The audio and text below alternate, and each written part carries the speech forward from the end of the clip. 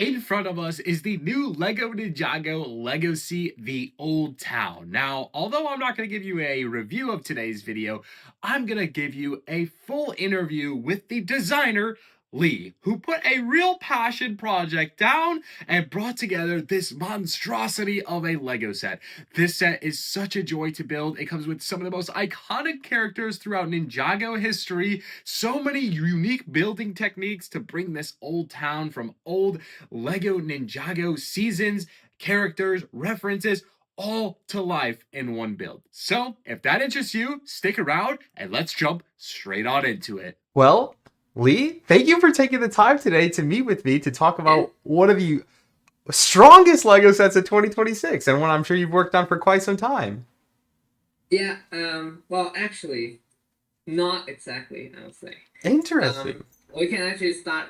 We can actually start with that since you bring up time because, I mean, I have the model here as well. It's so big that can't really fit it on screen. Yeah. But one of the biggest challenge with this model was actually with time, because if you look at a model like this, right, you would imagine, oh, there must be like extra time to work on this, but actually, because of how the timeline is, we have exactly as much time as we usually would for developing any Wow. product for the first half year. So not only was I designing this, I was also designing the four weapons blacksmith on the side, Oh my which gosh. to be honest, I still look at them and think like, I don't know how I pulled it off, but Well, two um, amazing sets. Like, oh, yeah. Was there any conjunction of like, should these sets overlap? Should they play a role together? Or you just kept them completely separate when building?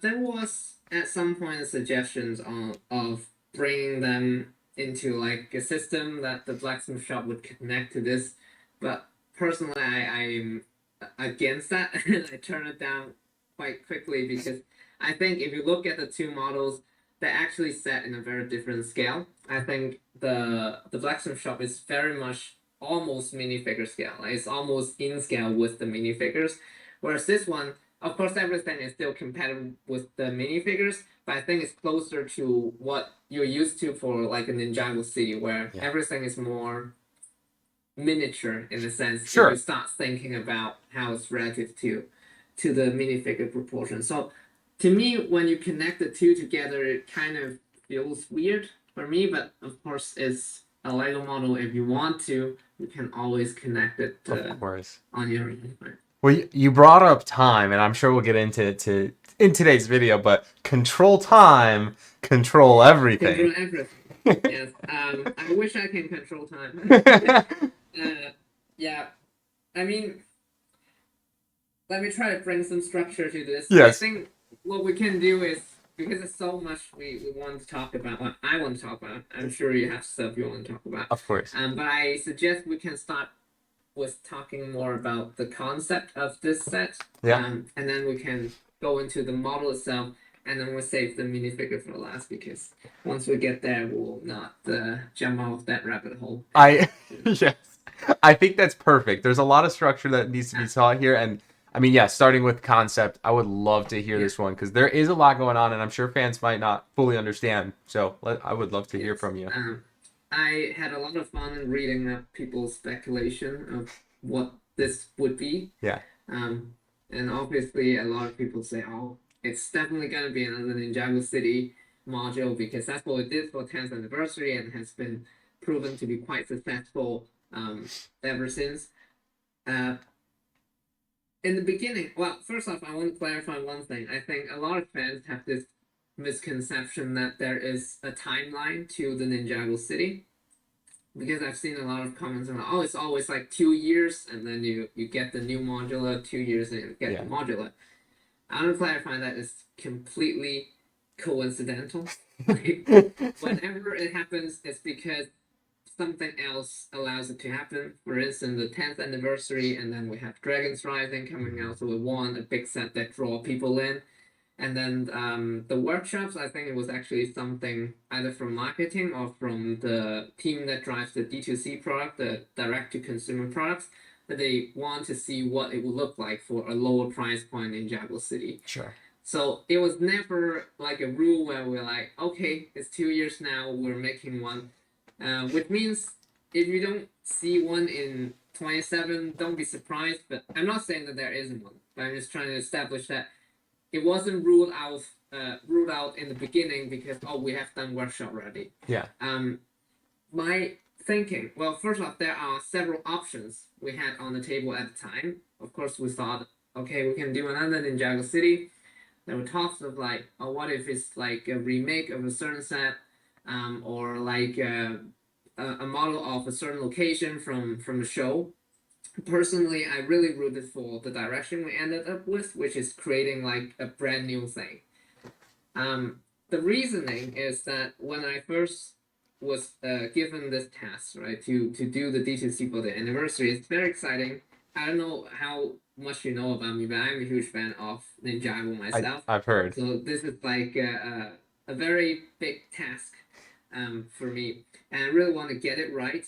And I pretty much follow what I did when I was given the chance to design the Sauce Dragon of Motion, which is to go back and look at what has been done before. Yeah. And when I was looking at all the D2Cs that we had been making in Ninjago up to this point, I was thinking to myself, like, which one of them is the most iconic? Yeah. Which one is the one that if you ask any Lego fans, they'd go like, oh, that's the Ninjago that I remember. Yeah. And in my humble opinion, it's always going to be the Temple of Ejitsu or the first Ninjago City. Yeah. And in my head, the reason why is because they're the first of their kind. They're not different. Something that we've done and we're trying, let's do another one of this. And I think for me, the 15th anniversary is such an important milestone for a homegrown IP like Ninjago. Yeah. It has to be something special. Like the fact that we're saying, should we do another Ninjago City? To me, it just leaves a wrong taste to that. It's like, does that mean we're like running out of concepts now? We're just doing what we have done for the anniversary. I think if anything, the anniversary is a time for us to shine and to show to the larger like Lego fan community that Ninjago is still up and alive. We're still pushing out new ideas and things that you haven't seen before. So I was really rooting for this. And then another reason why is I also want this to be a set that celebrates Ninjago as a whole.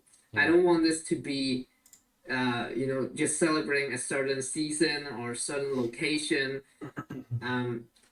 Not just on concept, but, with, I'm not going into the minifigure lineup yet, but, with minifigure lines up, right? If I do a certain location from the show, there are immediately a limitation to what characters could be in that set because we've only seen these characters there. Like some of them wouldn't make sense. And then the references you can put in the model is also immediately limited to what you have seen or what would have made sense to happen in that location. So to me, both of those options were like, was that a challenge, really, like configuring, modern day Ninjago and also bringing in, older Ninjago, like to visualize? Was that kind of a challenge for you? You mean like to reference everything at once? Yes. I wouldn't say it's necessarily a challenge. I think by going into this direction, we kind of did ourselves a favor already in a sense, right? Because this is a new thing and you can just kind of do whatever you want to fit the purpose you want. And before going into details, I also want to make it very, very, very clear that this model is by no means canonical in the sense that all the minifigures, all the references you see, they are not implying anything regarding the plot. However, the location, the old town itself, is actually going to be in Dragon's Rising Season 4. Awesome. So what happened is that we came up with this concept, we were already designing the model, and we were showing our stuff to the writers, and they were brilliant and kind enough to actually write the plot around that. So the location is going to be in the show. It's not going to look exactly like this. Instead, you're going to see the old town inside the modern Ninjago city. So when you see it in the show, there's going to be a skyscraper, like all the modern buildings surrounding it already. It's not going to be this version. What I personally would describe the model as is the Monkey Kid Megapolis city when they were celebrating the 5th anniversary. So the location by name exists in the show, right? But it's not exactly how it looks. Or I mean, closer to home is kind of like Ninjago City as well. We see Ninjago City in the show, but it's never gonna look exactly like that. But that said, because the model was kind of there before they write it in the show, you can actually spot like bits and pieces of the details on the model in the show version as well, which I think is pretty cool. That's awesome. For instance, I think the little doll actually kind of made it into the background inside the old town, so that's gonna be fun. Yeah, it's interesting that there is a little bit of a conjunction there to work with. That was a question I was going to ask you. Do you get to work with like the Ninjago screenwriters for a project like bringing this set to life? And it seems like in a sense, yes, there is. In a sense, yes. I would say in this one is much less than other products which are directly tied to the show. This one was more like we're doing this anyways, and then they kind of picked up on it and was like, hey, actually we can write this into the plot, and we're like, of course, sure. Of course. So actually, just deriving a little bit into the minifigure lineup already. The reason why there's the loyalist figures in the lineup. I mean, of course, one part is like they are the Dragon's Rising part of the celebration, but also them having a hideout in the old town is actually what's going to happen in the show. So arguably, they are the most canonical thing to happen in this set. Can we share that? I feel like that's a little teaser right there. I mean, it's in the set. Yeah, so I love it. Yeah. Yeah, and in terms of the concept of how we come up with this, right? For me, one is I really want something that's again different. So I don't want it to be the same layout we had with the Temple of Jitsu or the Tournament Temple City, which is very much like one big structure, two side build. Yeah. It's a really cool layout, but I think we've done that twice already by now. Yeah. So I really wanted something different, and the very original concept of like a town was actually something our head of product Nigel and our creative lead Sven, who came up with it when our team was visiting Lego House for like a team day, back in 2023, I want to say, and we were looking at the green zone. I can't remember colors. I think it's the green zone, the one where it has like the daytime, nighttime. Yes. It has like the big diorama, and there they saw like a huge castle.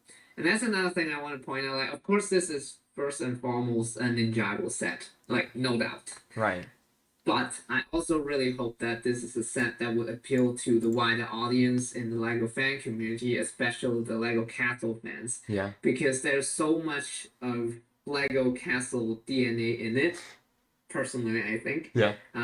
Both from the origin of the very concept of doing like a town square kind of setup, and also during the development, I actually took a lot of inspiration from my childhood favorite fantasy era castle, the King's Castle, and also the medieval market. Yeah. In terms of how they give that sense of a town square, that liveliness to the model, and of course the modular system of how it forms a ring, and then you can also put it into different configuration. I'd love to talk about that too, because that's different too, and that's something we really haven't seen in a sense, right? It's different, it's unique.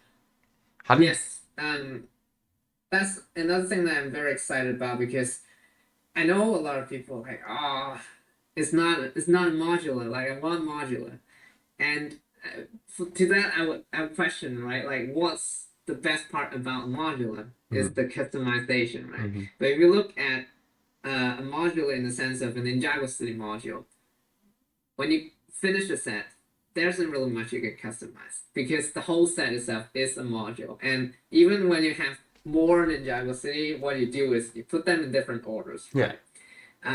what I think the setup of this set creates is really infinite possibility because there's so many different ways you can put this together and you can easily expand it with your own modules. I mean, of course, this is not saying that you need to build your own stuff to complete the set. I would hope that the set feels very complete by itself. When you finish it, it's like you can be done with it. But at the same time, I think, with Lego products, it's always about inspiring people to make more, to create more. I think this type of modular system, I hope would inspire people to feel more comfortable adding modules to it because the next module could be anything. It could be as small as this. It Right. could be a Right. little wall. It could be a bridge. It could be a little house. You don't have to have the skills and technique to build a full-on modular to expand it. So I would be very excited to see what people would come up with it. Yeah. Would this become a system by itself? I guess it depends on how well this set sells, but I hope people would be excited for this type of modular as well. Yeah, I love the uniqueness here, Lee. It's something different, it's something fresh, and it is inspiring because we could create our own modules because this connects, like you said, in so many different ways. And maybe Yeah, there's other sets in the future, or maybe it's fans designing their own little sections to add to it, and maybe their favorite pieces of Ninjago too, right? So yeah. yeah. Have you tried on like all the different I, configurations? I mean, I didn't do all of them. I have the set sitting right here next to me. I couldn't get it in display here, but I switched it around in many different ways. I mean, Uh, there's a one lot to it. particular trick here Yeah. is this statue is the adapter. Mm-hmm. So at first when I first started with this concept, right, there wasn't actually much of the modularity in mind. To me, what I want to do is that it can open up as the old castles would usually have hinges to open up. But of course, with the size of this thing, there's no chance a hinge would be able to support the weight. Like, how would you even transport this whole thing as a whole? So I know I have to break it into modules. But at a time, my idea is just as simple as to use the modular system to open up so that you can play with all the details inside. But by the end of the development, we realized it's so close. Like it's so close from being fully modular in the sense that every module can plug into whichever other module you want to. There's just like one or two things that are like sticking out Yeah. across the line, and I tried. There's no nice way to really like push it in. And also, I think an organic brick line is always more fun than like. Yeah. So I came up with the idea that what if I change the statue into an adapter, Mm-hmm. and even though in the instruction I think it was only taught like how to disconnect two of them, there are actually three parts of them that can be disconnected, so that if you really want to explore the possibility of what this modular system can do, it really can go on all day. Yeah. I honestly I don't think I have tried all the combinations myself, Yeah. but I know for a fact that all the modules can combine next to each other one way or the other. Yeah. Um, So there is infinite ways of displaying this set, and even from you haven't even been able to display it in all the ways because there's so many different things no, there's so many moving parts, and it brings yeah. in together that uniqueness. Now, was there any like new molds or colored parts that you got to use for this set in particular that sticks out to you that really brought it to life? I'm not sure about the last part if it really brings it to life, but there's my favorite canopy piece back again for a different recolor, in dark green this time. Yeah. If you notice it, I've always tried to color change this at least once a year. So the first time was the tree and temple of the dragon energy cores Hmm.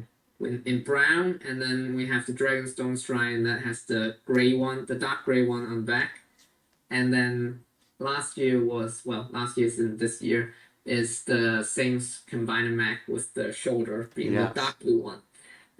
So I'm really excited for this one to happen. Yeah. It's also a bit of a more unexpected use of the canopy, I think. Yeah. I was actually I thought for sure my boss will stop me, but no one stopped me, so actually get that. Another really exciting one is of course the Black Frog. Yeah. The classic frog piece is such a unique piece, and I think for whatever reason, a lot of people think that it ties to the Ninjago DNA because of how much they're used in Ninjago cities. Um, for me, I think it's really cool to finally get them in black to finish off this roof piece Yeah. because I love this roof piece, but in my head, I always feel like it's missing that tiny bit of finishes. A little touch. And there's really any single piece that I would look at it and be like, oh, it'll fit. I tried with like the cheese slopes, but you know how when it's at the 45-degree angles, it has like the Right. corner sticking out. It just doesn't really feel like it smooths it out. And one day I just like put in a frog there and I'm like, what if it's black? So it kind of captures that shade. And if you're a huge fan of frogs, you get 22 of them here. Wow. Well, 22 black ones. I think there are 2 more lime green ones lying somewhere around. Somewhere, yeah. So I think that's also pretty exciting. And then there's one more recolor for me that is the sand green arch on the entrance. I don't know. Yep. Yeah. And the that's entrance. about it. The entrance. I'm sure there are. I was gonna say the entrance is something we really haven't, seen in a long time in Ninjago. It's something that I thought you did very well bringing together for fans. Thanks. I building like a giant entrance gate is also something that has always been on my to-do list. I always think they look super cool, especially when you witness one in person. They're so impressive. Yeah. And I always thought like, why can't we try to do something like that in Ninjago? But usually, limited by the scale, limited by the budget, we always have to kind of shrink our entrance to like down to a door. So something as extravagant like this, we don't really have much chance to do it. So I took my shot here. Yeah. You might realize that just from what I said earlier, there isn't that many recolor pieces actually for a set this big. Again, I don't want to go straight into the minifigures, but that's actually part of the reason why we have such a stacked minifigure lineup is because I kind of strike a deal with the graphics team. It's like, can I just put all the frames I have? Well, not all, but as many as I can from the model to the minifigure lineup. Yeah. I'll just try my best to make this model out of mostly existing pieces. I will do a few exciting color changes still. Yeah. But what if we just put all the effort, all the budget into the minifigure? And I mean it happened. So that's why if you compare to like a Ninjago City, it doesn't have as many exciting new color pieces. But I hope, for instance, with the frog, right? Yeah. It's not that often that you get 22 of the recolor piece in a Ninjago City either. So I hope that makes up for it. Yeah. I think fans are going to be pleased there. So I'm very excited to talk about the figs. I think like one other question I had, not even a super question, is the like almost the zip line from the Sons of Garmadon season with Harumi going down. It could lead up into that. But it's something like I feel like we haven't been seen before and done before. I thought that was so. Well, the string going across from the old town. Yeah. The chase there. I think that's also again something that is like you can't really do much without a model of this size, right? I think we have zip lines in the Wolfmask Temple Dojo and the Tournament Temple City in a way, and not with the string but with the rubber one. But still, those are like much bigger models, right? I think in a lot of times. Actually, now that you mention it, I think I have attempted to do it back then for the Temple of the Dragon Energy course as well. Okay, yes. But we realized we couldn't get enough length for an actual zip line, so that's why it becomes those little banners that hangs from the tower. But yeah, I think speaking of like play features, right? To me, I think it's also very important that this set is not just a display model, but it's very much a play model as well. Because in the end of the day, Ninjago is a play theme. I think that's what makes it so special, especially across the Lego portfolio. Like, it's a really really cool play themes that still allow kids to have their own Yeah. imagine stories and play with the characters, play with the cool vehicles. So to me, it's very important that this anniversary centerpiece celebrates that part of it as well. It's not just going to be a really, really cool display piece that you finish with it and then put on a Finish shelf, up. but you can really go in and play with it. Um, and also speaking of shelves, I don't know if you notice it, but I actually also thought a lot about shelf space. Yeah. Because I mean, part of it is because I don't have a big shelves at home, and I certainly would want to display this set. Hmm. But you know, running out of space is a very common you can see Yeah. in a lot of comments, and I mean, it's a very true problem. It's so cool to have a Lego model standing on a shelf, but over the years, you collect more and more, and it's always gonna be at some point like, this is so cool, but I don't have the space. So I try to make sure that this set address the issue on a conceptual level already, so that no one would use that excuse to not get this. Well, for one, that's one of the reasons why I wanted to be able to like stretch out all the way to one more than 1 meter long Yeah. setup that's shown on the back of the box, because then you only need a very narrow shelf, which I think a lot of people probably would have if you have a shelf setup. It's not that demanding. Yeah. You know, you're not putting the whole circle Yeah. The onto the shelf. whole thing. Yeah. Yeah. And then another thing is that they are modulars, so you can actually always just display one module here, one module there. It's not going to take up that much space when it's in the four different corners. So in that sense, when I was designing, I also tried very hard to make sure that the breaking point at every module kind of makes sense. Like if you just display the gate by itself, right? This can be its own thing. You Yeah. can put it up somewhere, and then you just have some minifigures interacting in the front. The little lookout by itself can also kind of exist. It's a nice lookout with a little pond there. Yeah. And then you have, of course, the biggest part with the tower and the tree, and then the semi biggest part with the post office Yeah. and the staircase. Like I'm trying to make sure that every breaking point in the module by itself makes sense, which in turns actually I think help a lot with the building experience as well. When you go through the different instruction booklet, you really feel like you accomplished something by the end, which I think is very important for such a big model, because you could be sitting there for like 2 days building through this, and if like you just constantly feel like, oh, I spent one day already. Like, where's my thing? Where's my reward? Yeah. You know, that's not a very good building experience from our perspective. Yeah. That's so interesting. There's that, and one extra thing that I don't think it will ever be shown anywhere. So I will count on you to spread the words. Okay. But actually, I've tried it. You can actually put all the modules back into the box. Oh, what? I didn't even try. I didn't even think to try this. Yeah, so try it. The only thing you have to take off is the crane, and then of course some of the actual Roofs. removable roof pieces, you would like pop them off.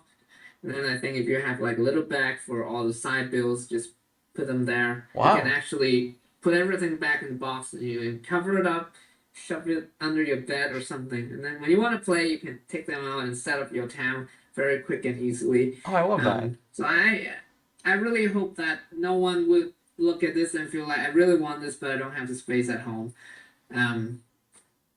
Yeah. Yeah, there's multiple ways to either store it or configure it and reuse it for smaller spaces. I love that. It's super unique, and again, really hasn't been done in Ninjago in a sense. Normally, we've seen those modulars get put on a shelf, and that's kind of it. So, first of its kind, Lee.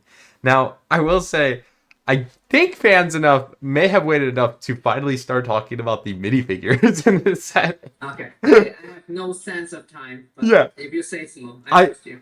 I'm dying to know, so I'm sure many others, because there is so much that we get, and it's all very exciting. I think I was excited from every single fig that I opened in each bag, and had the nostalgia, the throwback, and the new. So we could start just kind of going in order. It doesn't have to be in any order. I can start by giving a little background Yeah. to the whole process Sure. because usually when we talk about like models, right? I'm a model designer. I only do the models. Usually when at interview when people ask, "Oh, what about minifigures?" All I can say is that, well, this is the part where I can't say much because the minifigures are designed by, well, they're designed by the very talented graphics design team, and what goes into which set is decided by our lead and also the graphics team. A small designer usually just get, okay, I need to put this and this into my set. I'll try to make it happen, make sure that I can afford that. But in this set is such a special occasion. I actually have a lot to say, and I had a lot of say over what goes into the set. Of course, I still don't have like full control. It's not like I want this minifigure and it's in. I still have to convince the right people that those are the right figures. But because they know that I am a fan, so I was given a lot of trust and the privilege to be like, I think fans would want this. I think fans would want that, and then they kind of just trust me with it. And here I also want to like give a huge shout out to the entire graphics team, Mike, Miller, Nathan, Renato, and Francesca. Usually on any model you have one graphics designer working on it, but this old town truly took a whole town of people to make it happen because there's so many decorations, so many minifigures, and this set wouldn't be half as cool if they didn't indulge my craziness during the entire development in terms of the constant like bothering them of like, wait, hold on, what if we do this one instead, what if we do this one instead, and they are always super helpful and super happy to go with my like suggestions. I couldn't thank them enough. If it's just yeah, Yeah. if they would go like, no, that's it, that's the deadline, you're not gonna see half of the minifigures here because the minifigure lineup itself has changed so many times. I have never designed any products where the minifigure lineup has fluctuated as much during the entire development.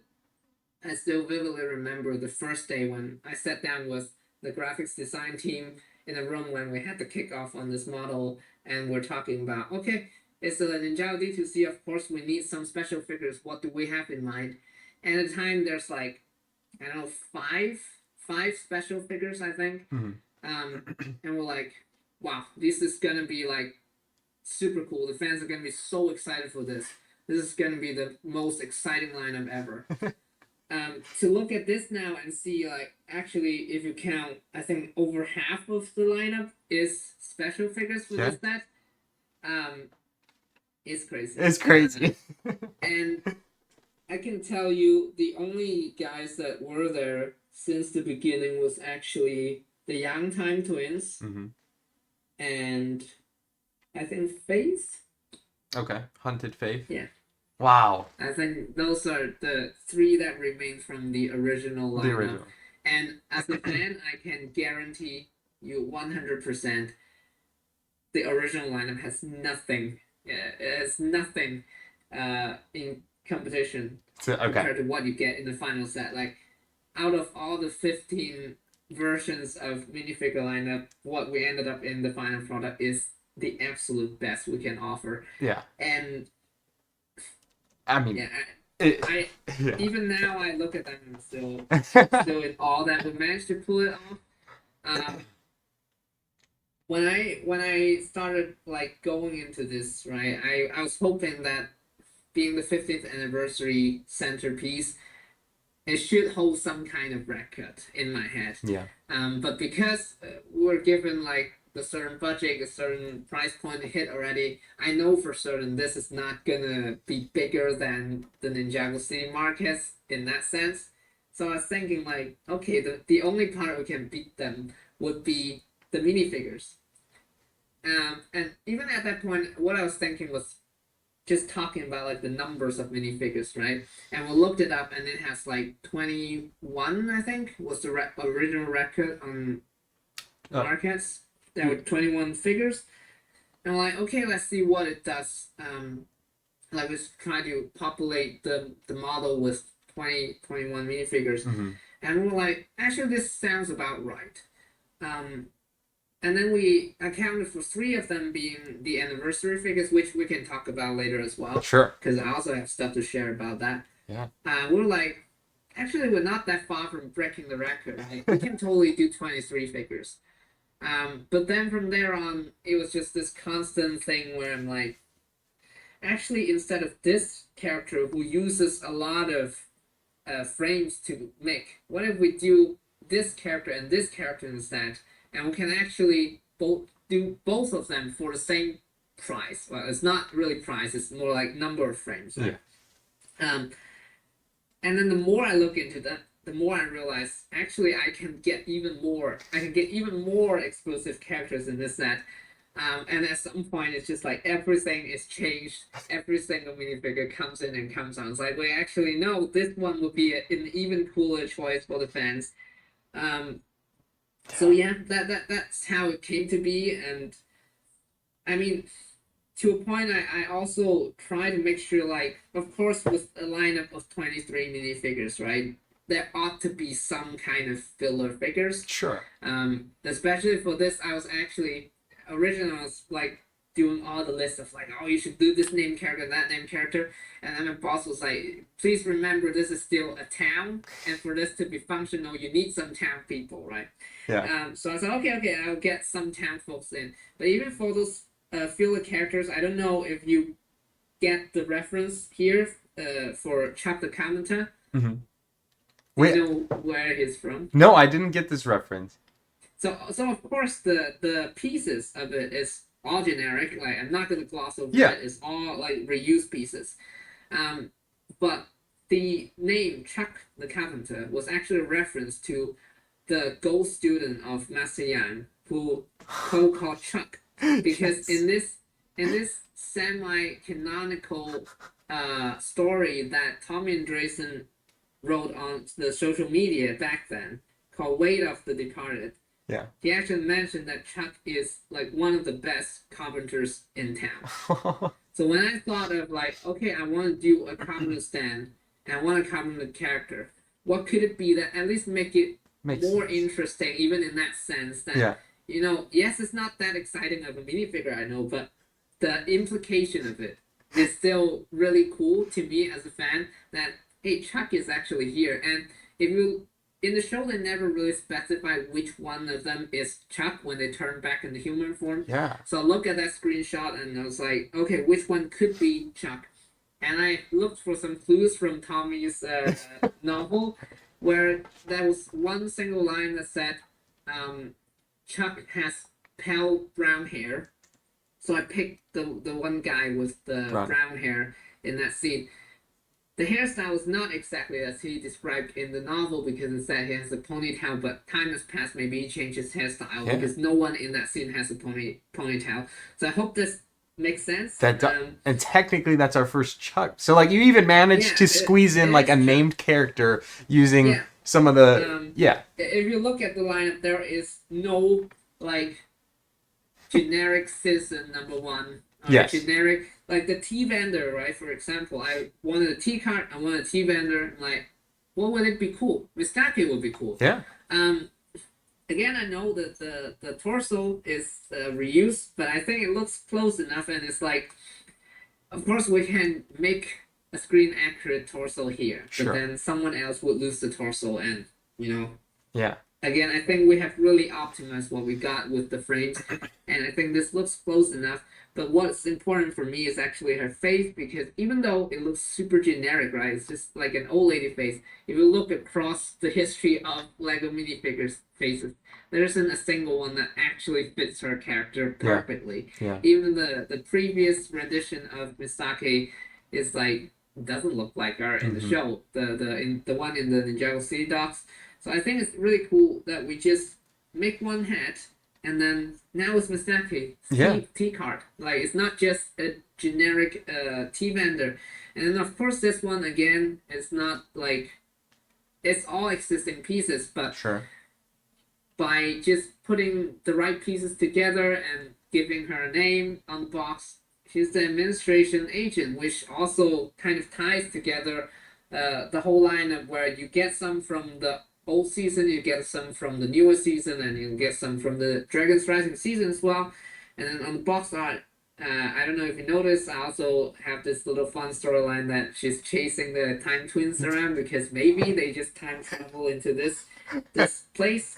Again, no story implication. Like, Of course. please do not take that Yeah. as the time twins are coming back. But yes, the thought process was there. I was like, oh my gosh, the administration, the time twins. Like, oh Yeah. no. And I mean, for fans who watch the show or who haven't watched the show, either way, they have these characters that they can interact with. They can imagine their own storyline. Was like you're not always tied to what happens in the show, especially in a set like this. I think it makes perfect sense to have these little stories between the characters as well. Um, and then the postman is back as well because I thought like what could be better than the postman when it comes to a civilian but an important one. Yeah. Of course, he has come before in the Temple of Jitsu. It's a pretty rare minifigure, I would say. And it's been what 9 years since the Temple of Jitsu. Yeah. So I think a lot of people hopefully will still be very excited for a new postman. But to make it even more exciting, this is not the same postman. This is actually the Wild Brain era postman. If you look closely, he doesn't have the mustache compared to the original one. So even fans who have the original one, this is like a new version of the postman who has the backpack, who has the hat. And the fun fact is also with this version of his face without the mustache, he actually has the same face as Warden Noble. So you can actually now make your own Warden Noble at home. Wow. With this hat. That's awesome. The loyalists, as I said, they're from the main wave of set, but they actually exist in the old town initial, so it makes sense for them to be there. Yeah. And they're still very cool figures that, you know, if you just buy this one set, you can have them from this wave. Yeah. And that's actually another consideration I have when I was trying to convince people that we need this like super stacked minifigure lineup, is that I want this set to be like a one set you need to get, right? I know I mean the price is not out there yet, but for sure it's not a cheap set. Sure. I know that.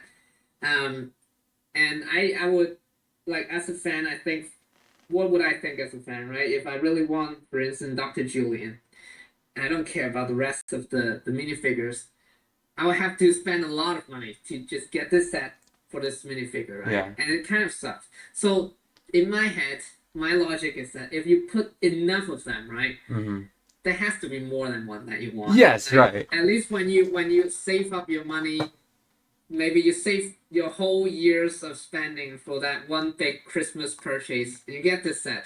You can build it. You can look at it and be like, "This is worth the money. Yeah. I get all this cool stuff here." And also the model itself, you know, when you finish it, I don't want this to be like, oh, you actually need, you know, for instance, when you said earlier, that's another reason why I didn't like the idea of the blacksmith shop connecting to it. You feel like you're missing a part of it. Like, I already spent so much money on this. Yeah. I want this to be like out of the box. It's a complete set. You can do whatever you want with it. It's a complete play experience. It has enough characters for you to play around. Is a complete display set. You can display it however you want, down to like details. For instance, when you do the 1 meter long stretch, you have like the 2 pieces that you can cap off the end, so that even at that configuration, it feels like it is complete. It doesn't feel like, oh, I need more module to finish this off, you know? Yeah. And to me, that's also very important. Going further down the line, we have Harumi. This was actually, believe it or not, it was inspired by a lot of the comments I read when the workshops came out. Yeah.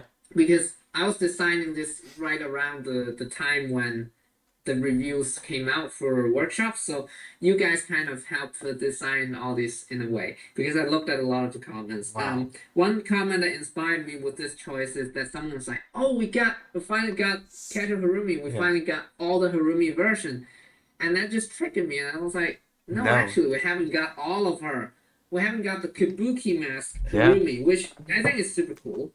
But then I want to go one step further than that. What if you get the "It's okay, she's with us Harumi" as well?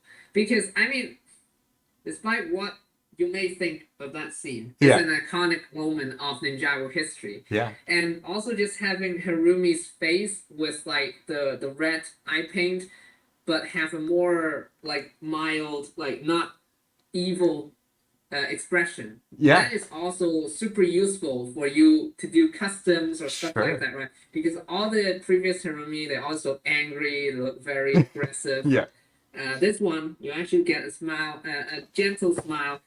As I described to the graphics designer, make her look like she's apologizing.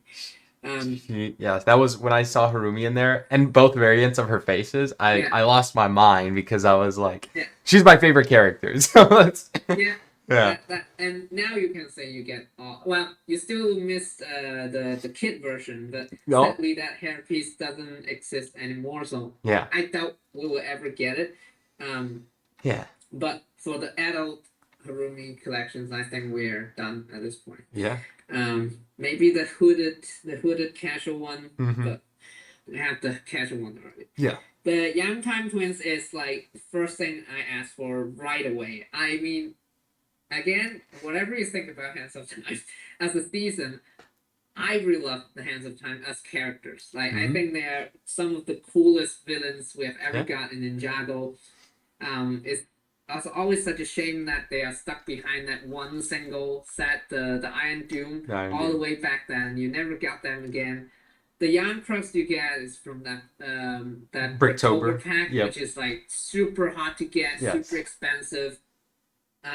So when I got the chance, I really wanted to do them, and technically I've never got young Cronus. And you may say, oh, but Cronus didn't really get old, so he is the same. But he's not, because if you look at the original figure, he has that earpiece thing Yes. that never really show up in the show. And he has only one expression in the original figure. So you can never technically get the accurate Cronix. So I think this is the perfect chance to do the young Cronix with the face without that.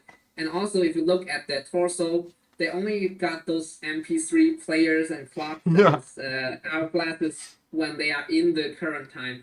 And in that case, if you look at the October Young Crux, that is actually not really accurate because I think they reuse the legs. Yeah. So you can still see the chains and all that stuff.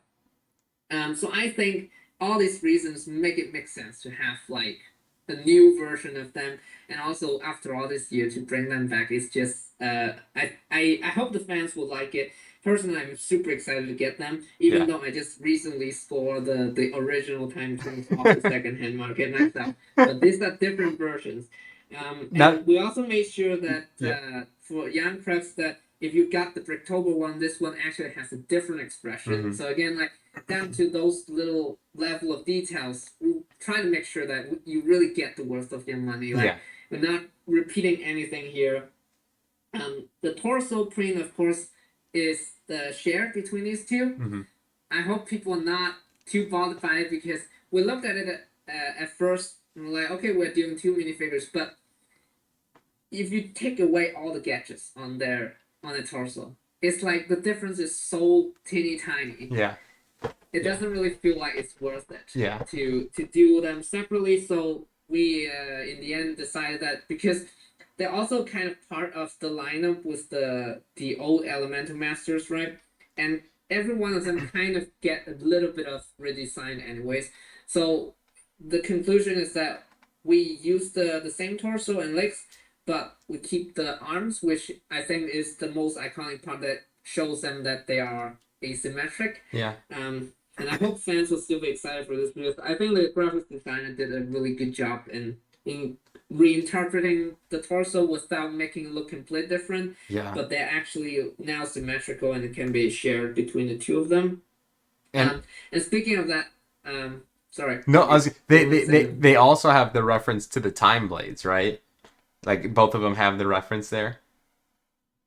Like the studs are. It's more for like the powers, right? In the scene when before they get the power like suck out into the time blade, they were like doing that, and then their hands are glowing in those colors. And we actually talked about doing the hands in those colors, but then they're constantly using the power from place perspective. It's probably more fun to do them as studs, and then you can just take them off if you don't want that. Yeah. But going into them, I also want to touch upon the anniversary figures, which I actually also have a huge part in making them happen because it was my pitch. So uh, for everyone out there who actually prefer Six Golden Ninja and Golden Wool again, I apologize. uh, but I tried really hard to convince my boss that these are the figures that fans would want. Of course, you can't please everyone, but I hope a lot of fans will be pleased.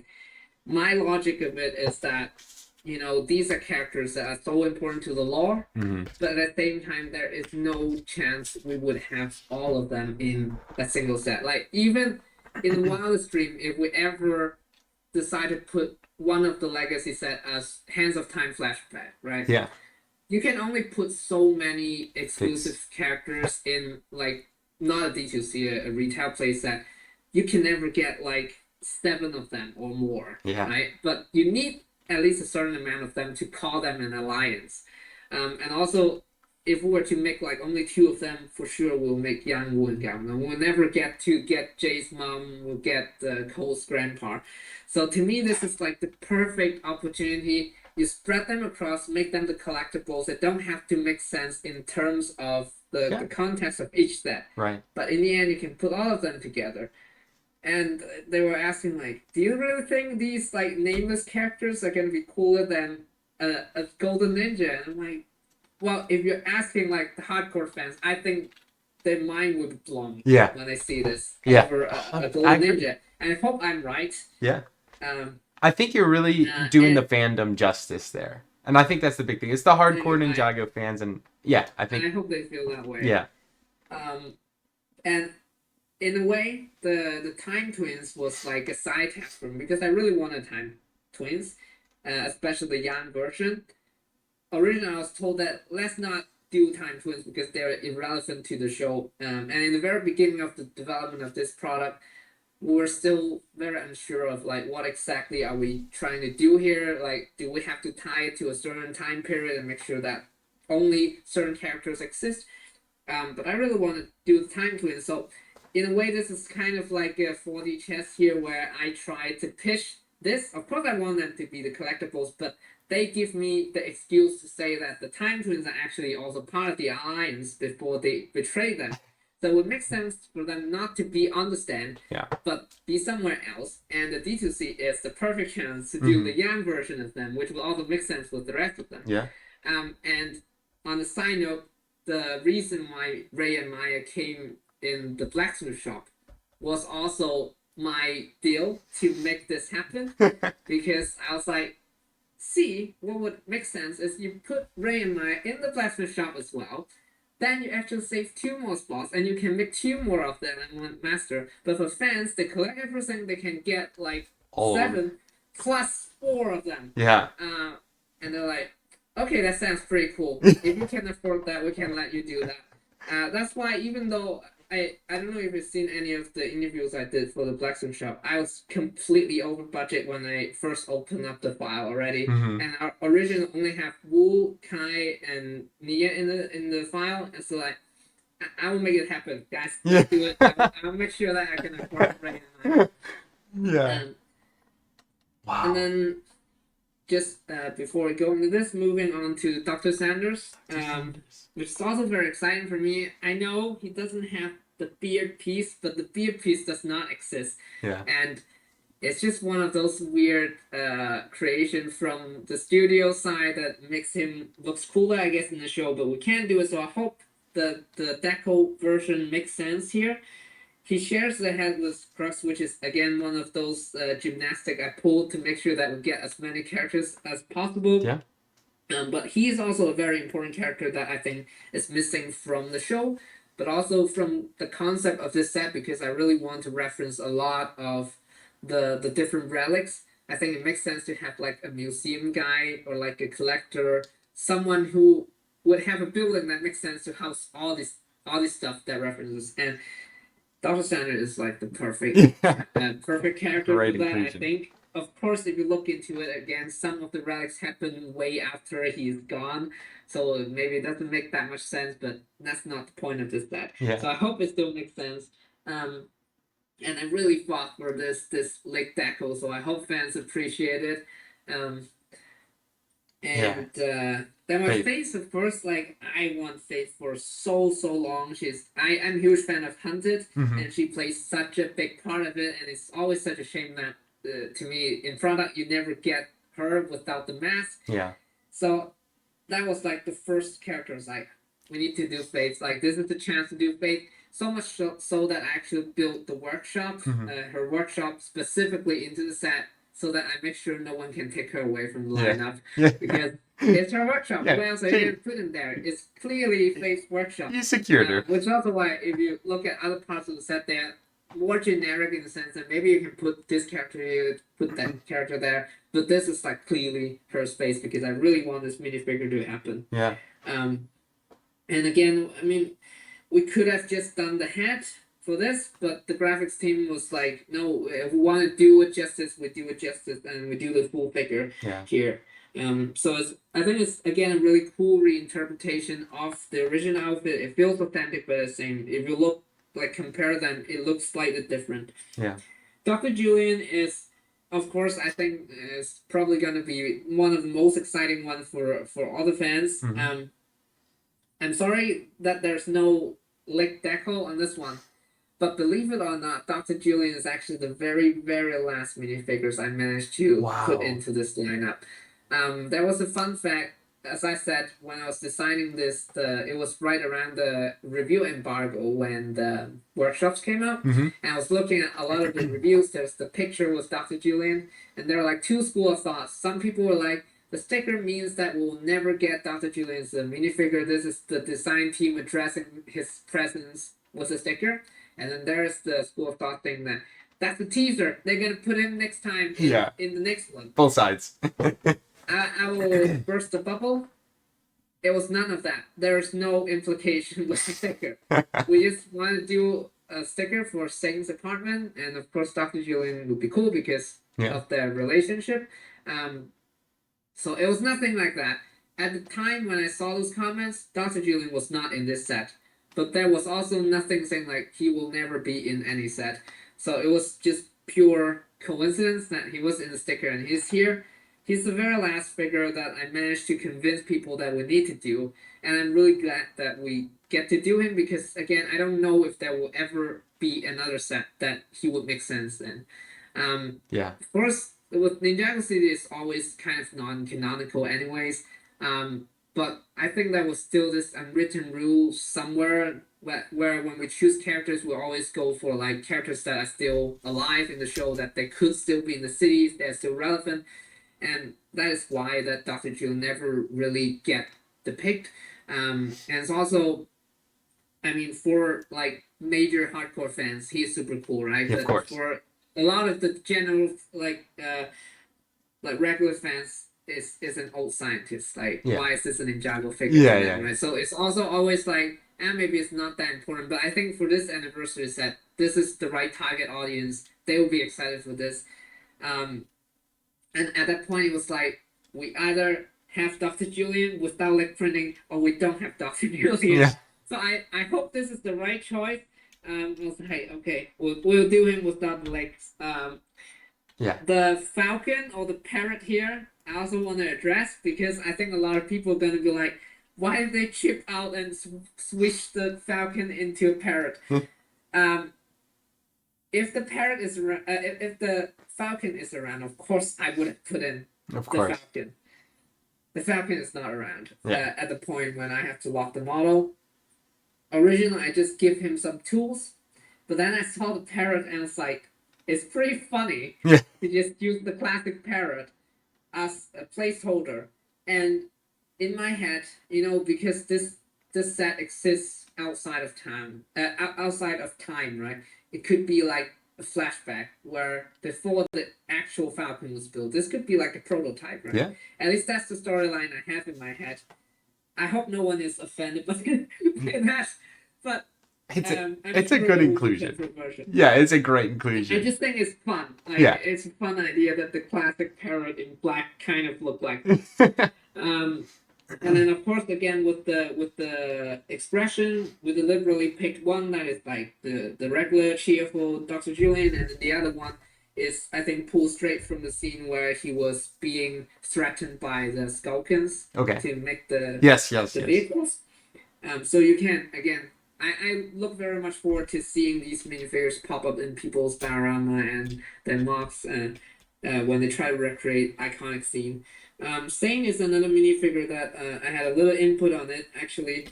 The secondary face, It was and I don't rebooted. know if you can tell, it is straight from the scene where he sacrificed himself. Yep. Because I looked through the history of Sane's head, and the versions that has the half cyborg face, they always have the very calm face, right?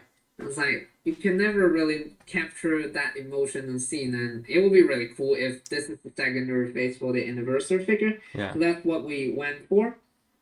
And Cole here is Cole. I have to, speaking of which, because Cole and Kai doesn't have the hood in this set. It's because the hood are very expensive elements. As you see, it's like the two dual molded parts. Yes. So I have to pick two of them out in order to afford the rest of the stuff. I deliberately picked Cole and Kai because Cole you actually get the extra hood in the polybag. Yeah. So it's super accessible. Kai you would get the extra hood from the blacksmith shop Yes. in the attic. So Yeah. I hope that makes sense. Even though Jay has the fly helmet and technically doesn't need the hood, but this hood, when I look at the overall lineup, I was like, the only other place you would get the hooded Jay would be the display stand. Yes. So maybe it's more interesting to put it here as well, so that there's like a second option for you to choose which one you want to get. Nia is straight from the blacksmith shop. Yep. I think it also makes sense because she did wear this outfit when she's with the other DX Ninja in the show. Jay, I'm super excited with the flyer. Yeah.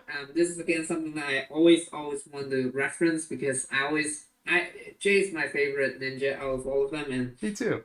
the fly is always so iconic to me. And to be able to bring that in brick build form, I'm super excited. And I also think it helps make this version of Jay in the old town slightly more special, as not just the same six figure you get from the display stand. Kai is Kai, Lloyd is Lloyd. Garmadon is also actually a bit interesting because this is something requested directly from the marketing team. Mm-hmm. Because when we were looking across the portfolio, realized that we actually haven't had Garmadon in anything, and he's such an icon. Yeah. We need him in something. So they asked if I can fit him in the D2C, because at that point we have everyone there already. It doesn't matter to throw another character in there. And then they specifically requested for the pilot version of Garmadon because it's such an icon. It ties back to where it begins.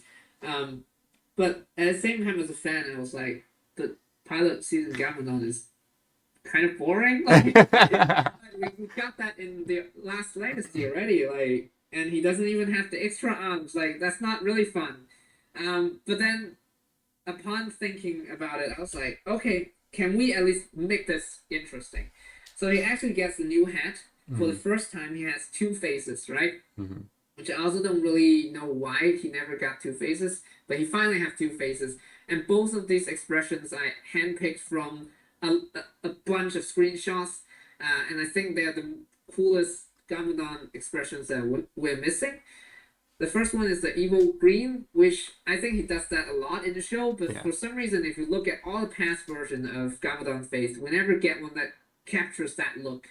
He either looks very aggressive, that's the original Garmadon does, or he smiles very goofy from the movie version, which makes sense because he's kind of goofy in the movie.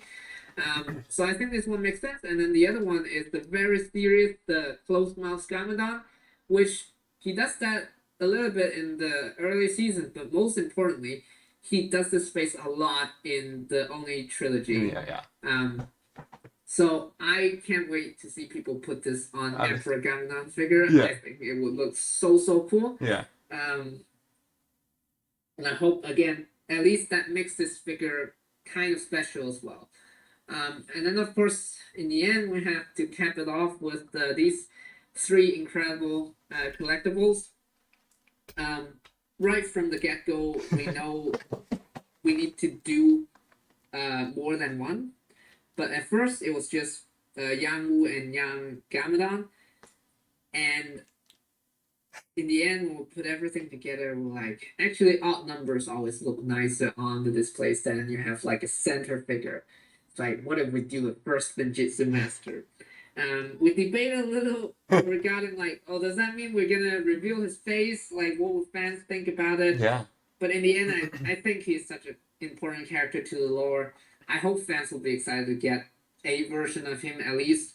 Yeah. And technically, he has shown his face in the show before, which is the one we based it on. In the end, with the graphics, is that split second you see his face Yeah. in the flashback when Gamadon was bitten by the Great Devourer. Yeah.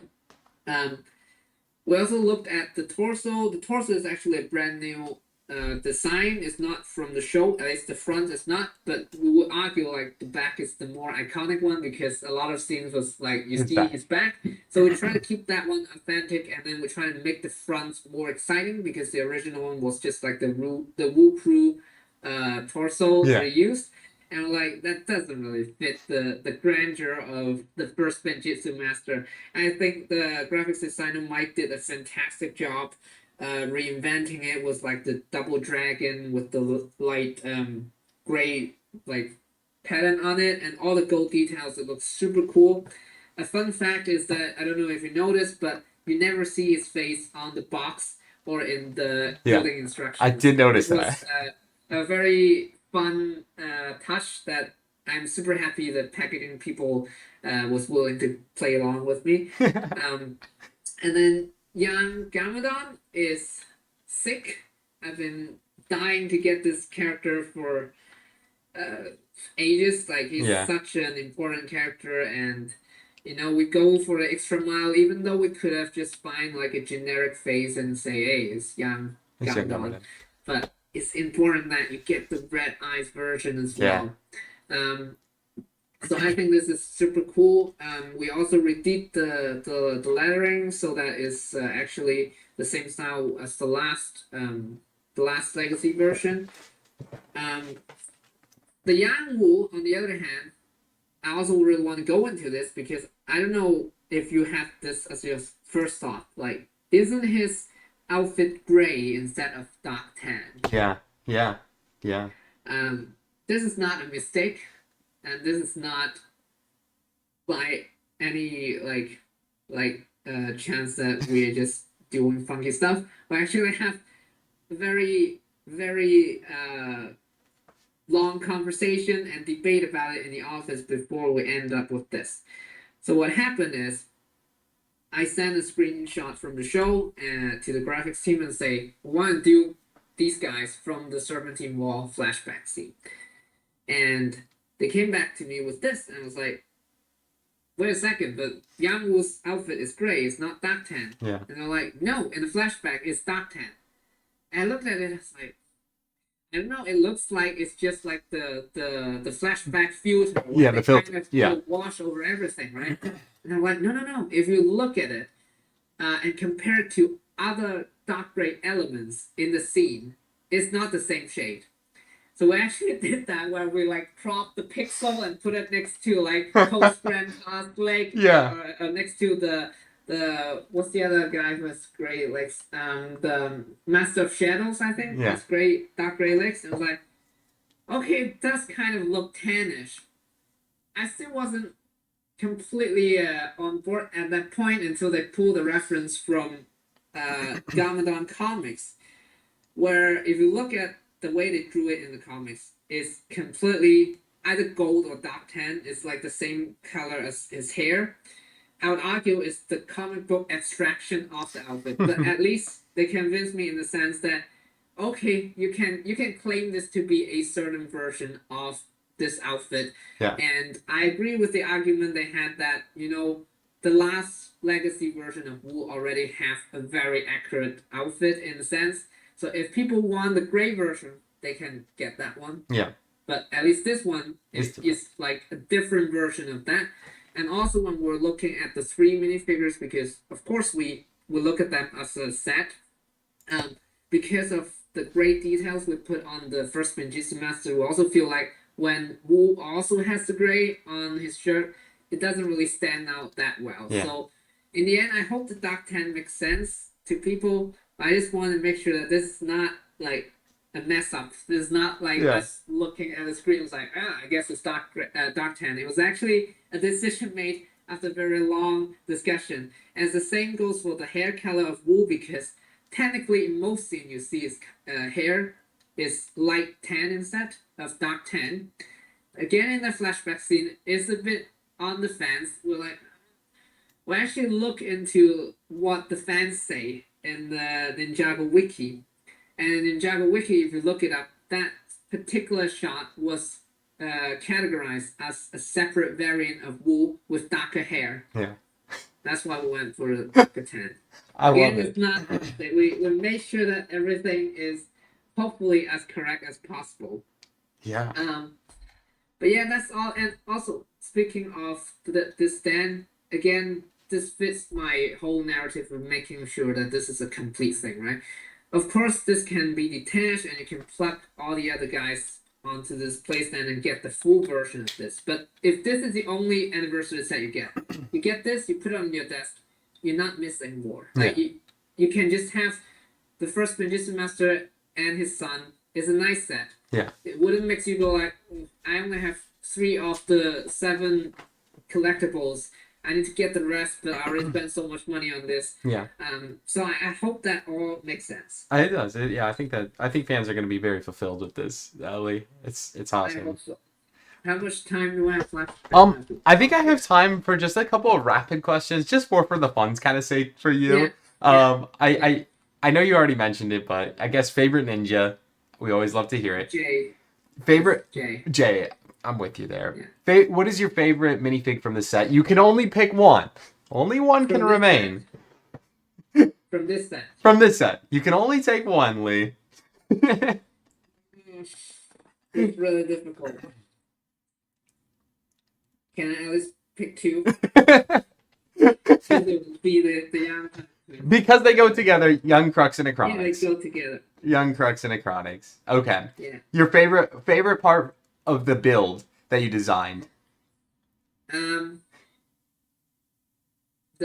hidden reference inside the base. Okay, the hidden Under reference. the stairs. Yeah, under the stairs. I love it. I love it. Yeah. And I guess another good one would be your favorite season of Ninjago. I know it. Yeah, can only pick one.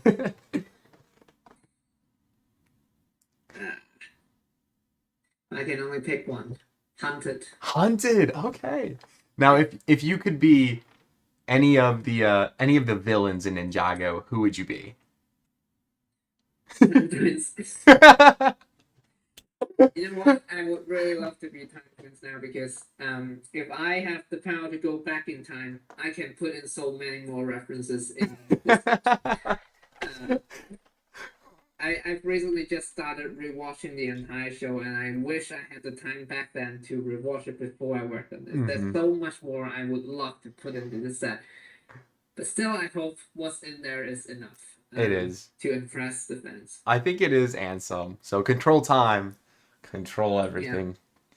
Well, Lee. I couldn't control everything. This was great. I hope fans are thrilled as I am for this set. And I think getting the time to speak with you, I mean, the passion just really relays into this. It was such an amazing build. I'm so excited to see how this does into production. For fans, I think they will be very well enthused about it. So I'm very excited. I'm very nervous. There's nothing to be nervous about. I think this is going to be very perceived well. But I thank you for the time, and thank you for bringing us a real dream life model. So thank you guys so much for the time to do this interview.